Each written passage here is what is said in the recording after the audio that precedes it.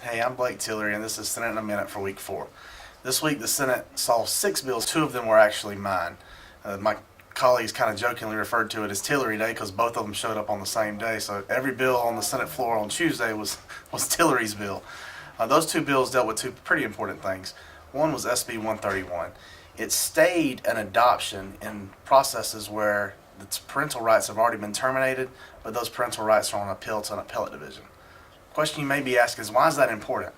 Well, if we didn't stay the adoption, you could actually end up in a situation where a new family has adopted a child, then the parental rights are restored on appeal, so you now have to have an unadoption. And I think that would be absolutely awful for any family to have to endure.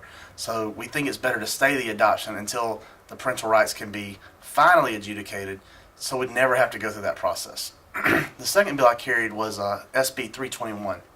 It dealt with Medicaid fraud. And Medicaid in the states is funded on a ratio, part of it coming from the federal government and part coming from the states. At worst, it will be 50% federal, 50% state. In Georgia, it's actually 65% federal and 35% state.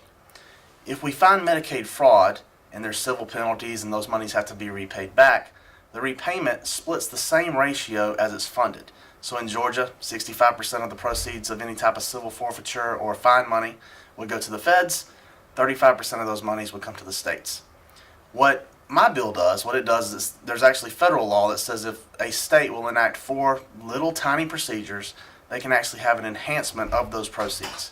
In other words, they can receive 10% more than they would have received if the split was done as it normally is. I worked with Attorney General Chris Carr to help get this bill drafted and get it passed. We passed it out of the Senate today, or actually earlier this week. It's now sitting in the House. Because we did these things, what will it allow is for Georgia to receive a little bit more Medicaid money on civil fine forfeitures, which will, I hope, be able to roll into rural health care. We also had a lot of visitors this week. 55 kids from Montgomery County Middle School came up. It was probably the highlight of my week. I just got finished eating lunch with Appling County's 4-H Club. That was great as well. Today, we're going to go back into session later on this afternoon to probably vote on a final version of the adoption bill. After that, I'll head home, try 2 cases on Friday down in Vidalia, and then head back up here to start week 5 on Monday. Thank you so much for allowing me to serve you in the 19th District, and this has been Senate in a Minute for week 4.